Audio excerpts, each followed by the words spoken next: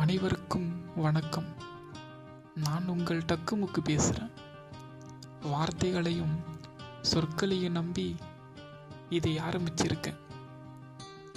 வார்த்தைகளுக்கு வலிமை உண்டுன்னு நான் நம்புகிறேன். அதனால தான் நம்பிக்கையுடன் ஆரம்பிச்சிருக்கேன். சில பேர் ஆதரவு தந்திருக்கீங்க, பல பேர் ஆதரவு தர இருக்கீங்க. உங்கள் எல்லோருக்கும் எனது நன்றி. வார்த்தைகளுக்கு ஏன் வலிமை உண்டுன்னு சொல்கிறேன்னா, வார்த்தை சொற்களாக மாறும், ஒரு இடத்தில் செய்யுளாக மாறும். வார்த்தைகள் செய்யுளாகவோ உரைநடையாகவோ கவிதையாகவோ கவிதை காட்சியாகவோ மாறும்.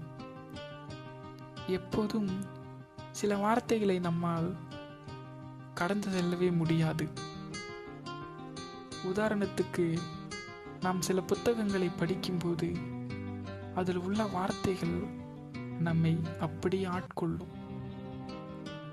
சில எழுத்துக்கள் காட்சிகளாக மாறும்போதும், சில திரைப்படங்களை நாம் பார்க்கும்போதும் அந்த திரைப்படத்தில் வரும் காட்சிகள் நம்மை ஆட்கொள்ளும். அந்த காட்சிகள் நம்மை நொறுக்கும்.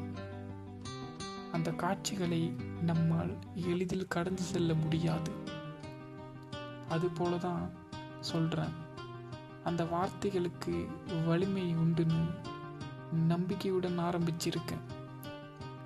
உறவுகளை பயன்படுத்தாதீங்க, உறவுகளுடன் பயணப்படுங்க.